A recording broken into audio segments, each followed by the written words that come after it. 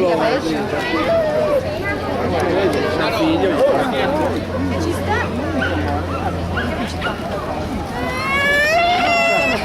Un passo abbiamo fatto solo.